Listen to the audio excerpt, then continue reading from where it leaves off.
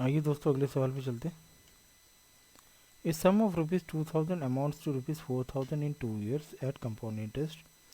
In how many years did the same amount becomes ₹8000? 2468। ठीक है, आइए इसको करते हैं। तो एक यहाँ पे देखिए बहुत बेसिक कंसेप्ट है, इसको आप हमेशा याद रखिए। ठीक है, जब रेट ऑफ इंटरेस्ट सेम रहता है, ठीक है, कंपाउंड इंटरेस्ट में, तो पी 2p हो रहा है।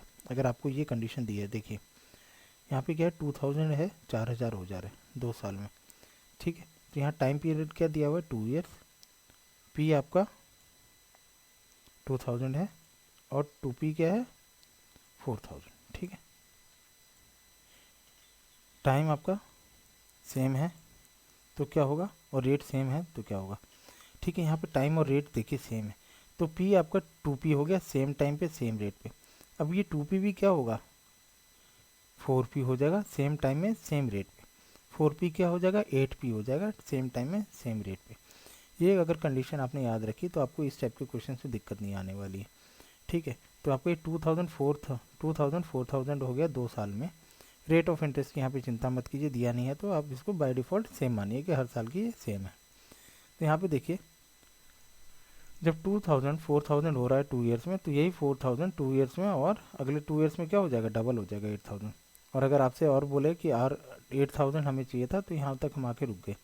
अगर यही बोलता है कि 16000 कितने साल में होता, तो आप इसको 8000 को डबल करते, 16000 2 years और हो जाता, तो आपका टोटल टाइम पीरियड क्या हो जाता है, 6 years। लेकिन हमें यहाँ पे 8000 कितने साल में हो रहा है ये बताना है। तो हमारा देखिए 2 साल और लगे, 2 साल में 4000 हुआ, और अगले 2 साल में कितना हो गया, डबल हो गया 8000। तो ये ज्योमेट्रिक प्रोग्रेशन से बड़ा होते जाता है, डबल होते जाएगा 2 years में। तो यहाँ पे हमारा टोटल टाइम पीरियड क्या आ गया, 4, ऑप्शन बी।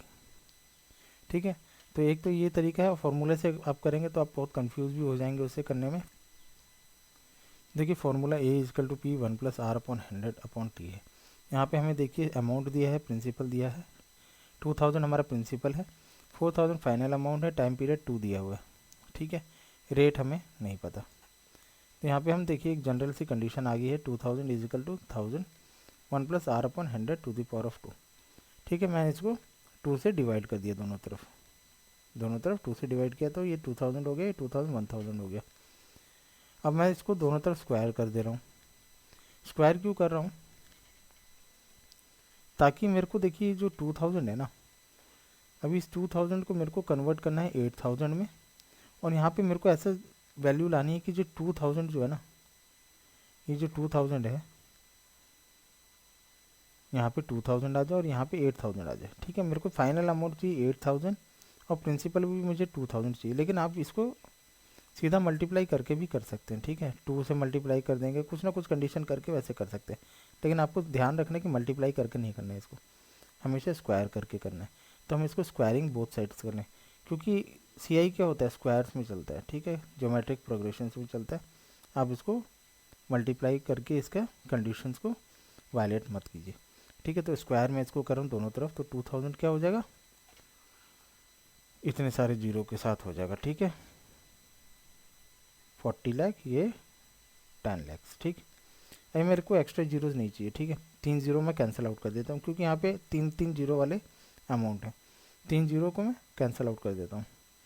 और यहाँ पे देखिए मैंने स्क्वायर कर दिया जब पूरी इक्वेशन, तो यहाँ मेरा टाइम पीरियड भी क्या हो गया, स्क्वायर हो गया। तो पहले 2 था, टाइम पीरियड अभी मेरा क्या हो गया, 4। ठीक है, अब मेरे को देखना है कि 8000 बनाने के लिए मैं किससे मल्टीप्लाई करूँ। अब मैं किसी से भी मल्टीप्लाई कर सकता हूँ। ठीक है, तो यहाँ से अगर मैं अभी 2 से मल्टीप्लाई करूँगा तो मेरे को कंडीशन मिल जाएगी, वो कंडीशन मिल जाएगी जहाँ पे मेरे को यहाँ पे 8000 आ जाएगा और यहाँ पे 2000 मेरा प्रिंसिपल आ जाएगा। ठीक है, क्योंकि मेरे को प्रिंसिपल तो 2000 चाहिए और फाइनल अमाउंट 8000 चाहिए। बस बाकी मेरा टाइम पीरियड जो ऊपर वाली वैल्यू होगी वही होगा। 2 से मैं मल्टीप्लाई कर देता हूँ, 3 जीरो कैंसिल कर दिए थे और 2 से दोनों तरफ मल्टीप्लाई कर दिया, तो 4000 कितना हो गया, 8000, और 1000 कितना हो गया, 2000। टाइम पीरियड मेरा क्या आ गया, 4। ठीक है, एक तो ये तरीका हो गया जो जुगाड़ वाला मेथड से आप इसे कह सकते हैं, या तो आप इसको और फर्दर सॉल्व करके रेट निकाल के, तो आप सर्ट्स में भी डील करना पड़ सकता है आपको, जैसे अंडर रूट में वैल्यूज़ आ जाएंगी, तो बहुत लेंदी प्रोसेस हो जाता है। तो इसमें आपको थोड़ा सा कंसेप्ट लगाना पड़ेगा। इससे बेहतर तरीका क्या है, आपको हमेशा ध्यान रखना, ज्योमेट्रिक प्रोग्रेशन जब हो रहा है तो आपको जो टाइम पीरियड है और रेट सेम है, तो ये क्या डबल अमाउंट जो हो रही है वो सेम टाइम पीरियड पे होगी। ठीक है, हमेशा याद रखिए। तो आप पहले वाले मेथड को ज़्यादा प्रेफर कीजिए, फॉर्मूले में मत पढ़िए। तो आशा करता हूँ आपको समझ में आया। तो लाइक शेयर सब्सक्राइब जरूर करें। Thank you for watching.